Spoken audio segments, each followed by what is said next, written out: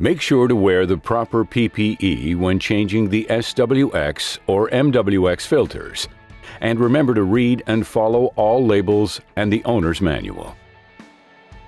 First, you will start by turning off the power.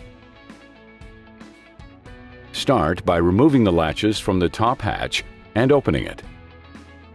Then remove the old filter from the machine. Remove the spark guard. Replace the spark guard if the screen wires are broken or missing. Place the spark guard back into the unit.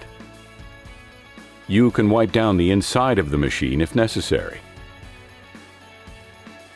The next step is using the lever to drop the dustbin. The SWX has 4 latches that are used to drop the dustbin.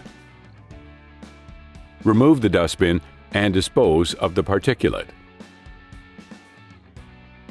Place the dustbin back into the unit and close the lever on the dust tray.